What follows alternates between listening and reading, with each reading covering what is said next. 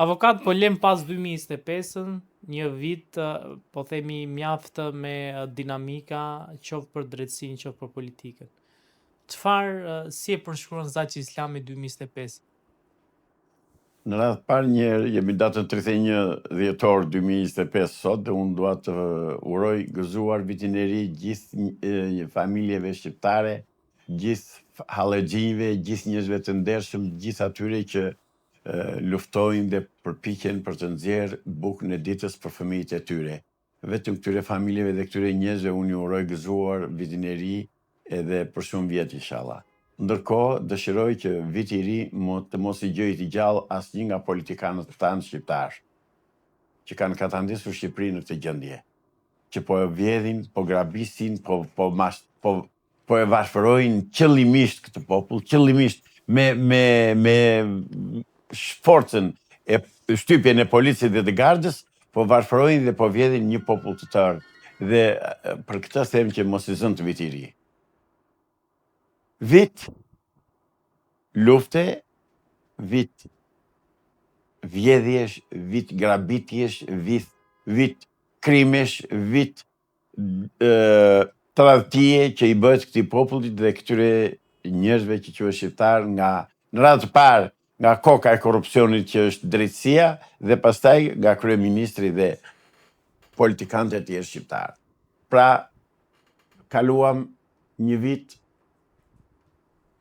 i tradhtisë madhe, unë kështu do ta quaj 2025. Kush tradhtoi më shumë, avokat? Të gjithë klasa politike ka tradhtuar interesat kombëtare shqiptare. Pa përjashtim.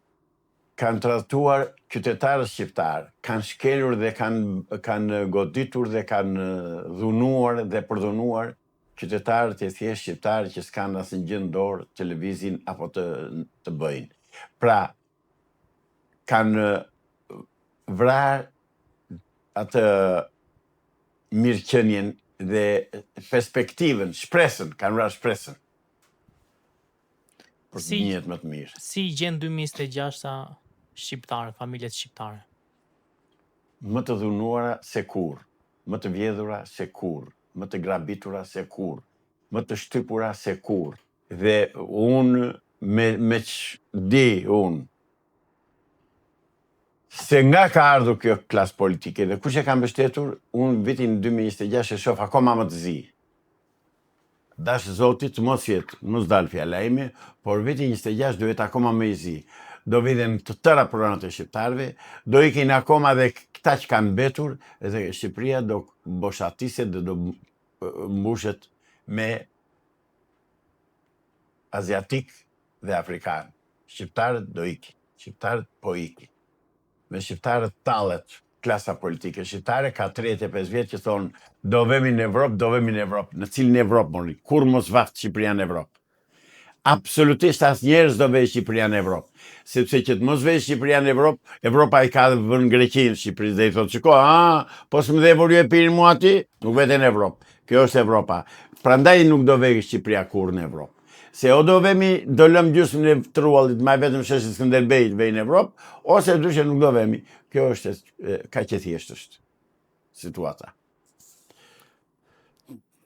Zoti Islami, kryeministri Rama doli ditën e djeshme në konferencë me gazetarët, ku ndër të tjera, po themi, deklaroi disa arritje të Shqipërisë që bëri në vitin 2025. Të vinte për të vjellë ta dëgjoje dje atë njeri. Po ai s'ka skrupull. Dhe ata që e kanë vënë, kabalistët, pra të kanë zgjedhur atë, se ai ishte pa skrupull, ai bën çfarë do që t'i thonë ata. Ai s'ka as cip, as nder, as fytyras, as gjak, as gjë. Ai ishte një kloun i kurdisur nga masonët për të vrarë popullin shqiptar. Dje pati pa turpsinë dhe thoshte, thoshte është arritja më e madhe. Ajo që është krimi, që ka bërë krimi më të madh dhe që ka vjedhur miliarda euro, ai e quan më të mirën. Çfarë prisni nga ky njeri? Çfarë presen më shqiptar nga ky njeri? Çfarë prisni më o shqiptar? Grevuni more se u ka rënë damlla në kokë nuk e shihni. Grevuni more se po ju shkel ajo diella edhe diellat. Rama vlerësoi drejtoreshën e Akshit, e cila tha Krye Hajduten, atë që ka vjedhur ajo, ka vjedhur parat më të mëdha, si sot shtypi dhe spaku, unë nuk jam unë atje. ai tha që ajo jeton me qera. More, po dhe ai jeton me qira, ja pa pyetje 3.000 euro para ka mund, thot ai. Kaq thot. Pres ti që të tregoj gjatë për këmbët e tia, mos e prisni këtë. Pret ti që të thonë këta që kemi vjedhur e po vjedhin dhe do vjedhim, mos e prit. Ai e deklaroi dje, kam 83 vende tha në parlament. Pra do bëj ç'të dua unë, do ai bën ç'do qefi. Ai bën saktësisht ç'do qefi. Ai I shkel me dashje, me urrejtje, me cinizëm, me një shtazëri të pa parë ndonjëherë popullin e tij. Vetëm edhe Stalini nuk që kaq I zi sa ky. Rama deklaroi gjithashtu që tha nëse unë do isha antar I Këshillit të Mandateve, do u thoja prokurorëve çau ikni dhe bëni një dosje të mirë për Ballukun, pasi kjo dosje nuk është e dhura për kuvendin e Shqipërisë.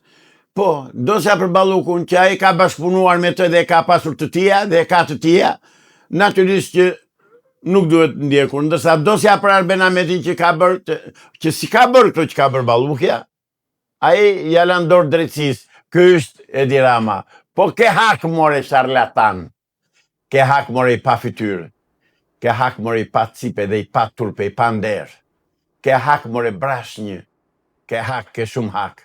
Se ty të ndjekin pas një turm banditësh dhe hajdutësh dhe leckamanësh që ti I ushqen me nga një kock dhe mbi bazën e atyre ti shtyp dhe shkel dhe neve tjerve. Mirë na e bën, është devra jote, bëj dhe më shumë, bile do bëje mirë të marrë të nxjerrje mitralozët dhe të na zhdukje në rrugë, të bëje atë që ken dëshirë ta bësh, se ti ke dëshirë të na therrësh, të na rrjepësh të gjallë, ti je sadist, ti kënaqesh kur I shikon viktimën që vuan. Ky je ti zoti Edi Rama. Ky je ti, Edi Rama, jo zoti më fal, meriton të fjalën e Zotit ti charlatan ti pis.